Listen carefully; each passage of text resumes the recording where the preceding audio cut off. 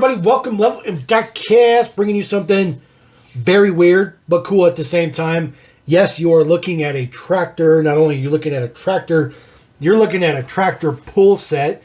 I picked this up. I recently took a trip up to Wyoming, and of course, this is something you're definitely going to find up in Wyoming. Picked this up from Menards. Don't have those here in my home state of Colorado, but we do have one just up to the north in Wyoming, so I picked this up because I wanted to take a look at this. I thought this was an interesting mix. And then I also picked up one of these Diecast Masters Play and Collect models. So these are pretty nice construction models. They're not full metal or anything, but they do have all the full range of motions and stuff like that, 1/64 scale. So I picked up one of these too. I picked this one up from Tractor Supply stores. So definitely have to go out into a little bit of the country type setup to get some of the cooler stuff. We're going to go ahead and just take a look at this first one here. This is Blue Blazes, it says. They did have 4 different styles, but they're all the exact same tractor, just different decos on them, even though this one says it's New Holland. They had some case tractors there as well.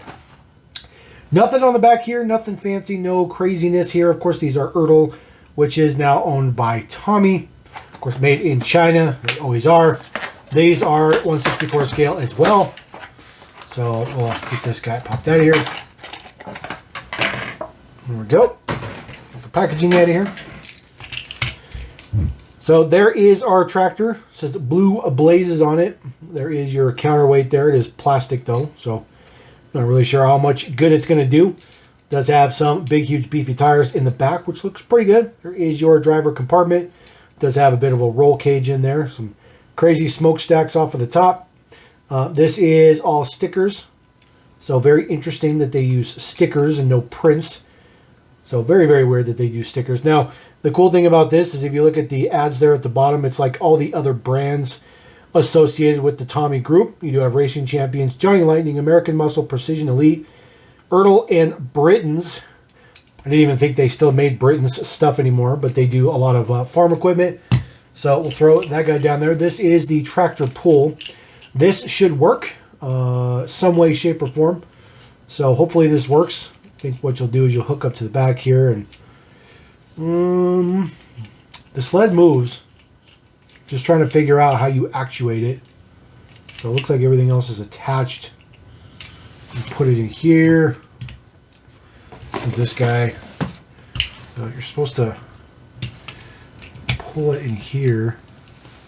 Oh yeah, look at that. So there's gears in there. You got to put some weight on it though. So let's see here. What do we got that has some weight to it? Let's just put let's try our camera mount. This might be too much weight, but we're going to try this anyways. So we'll put our camera mount on there. We'll see how that works. That's all we got in the studio. So we're going to try this and we'll see if it works. There we go.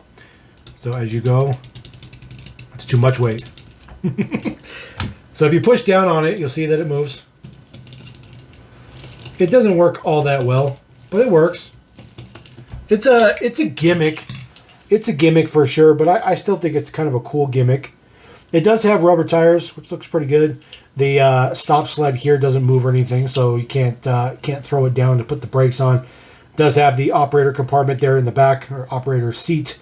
And there's an extra one back here so that it can be pulled back to the starting line. But that's kind of cool. I think that just looks cool as kind of like just kind of sitting there. I just think it's kind of cool. I don't know. I like tractors. I'm on the whole tractor kick thing. This is a tractor, I guess. This is an excavator. This is the Caterpillar. This is the Cat 385C. They do make some other ones here. There is the mix there on the back. They make the 988H, the D11 track type. Of course, the excavator is the one we have, and then the 775E off-highway truck. This comes in a relatively large box. We'll get some scissors going in here. We'll get the little piece of tape taken care of. Get this opened up. Maybe. Oh, one more piece of tape.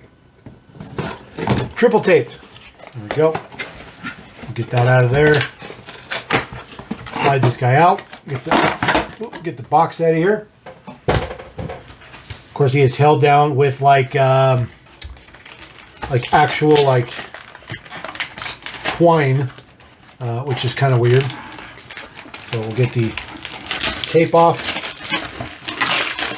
which just basically holds all the twine together. So instead of cutting all that twine like that, let's just get our scissors and do this the old-fashioned easy way. If I can hold my scissors correctly. There we go. Put that in there. Put that in there.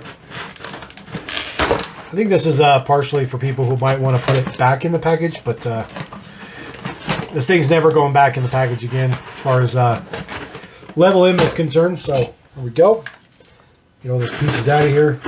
The excavator falls out of the box. Get him popped out. There we go. Nothing fancy in the box, just a little bit of a background of an open pit mine, which is okay. Which is okay. Get the little piece out of here. All right. So this, move our camera down just a little bit. All right. So this is our excavator. It does have a full complement of moving. So the scoop and all that stuff does there. That moves as well. It moves up and down. The one thing that I like the most about Diecast Master stuff in general is its ability to fold up like that. So this is not considered, this is not even considered, this is not collector grade quality model. But this is like a good balance between price and collector grade. That's why there's a lot more plastic versus metal. But the fact that it folds down like that, you can actually put this on a trailer and you can transport it and you can actually display it and stuff like that. A lot of times the armatures and stuff doesn't, fold enough down to put it on a trailer, which is kind of frustrating. As far as lifting it up, lifts up just like that. There is enough friction in all the joints and stuff to hold it. They do have some pretty good fine details in there. There is some warning stickers and stuff in there. There is your cat. Some light details that are printed up on there. So again, the arm is all plastic. Get the twine out of there. The body itself is metal, which looks very, very good. Again, 1/64 scale. Printing looks good on it as well. Good prints up on there. It does have rubber tracks, which is definitely a bummer, but that's part of the little bit of a budget run. There are no opening features as far as the body is concerned. You can't open up and look at a motor or nothing like that, but it does all the features that it should do, which looks pretty good. Just basic details for the tracks and all that kind of stuff like that. And of course, the tracks work just fine. They do rotate, which you get them through the initial part where they were sitting in the package forever. Then they will start moving. Looks pretty good. It's a little bit of effort to get them kind of worked up. After all, they were sitting in one specific spot since they were assembled. Of course, it does have full 360 rotation, which is exactly what you want. So we'll put him right there. Bring in our tractor sled. So couple cool little construction things, couple cool little different aspects to take a look at. Something that we don't get too much on the channel. We've never really done anything tractor related, so that's pretty cool. But I was pretty happy to pick these up. Definitely wanted to showcase them to you guys. I really like those. Diecast Masters, fantastic brand. Really like these guys a lot.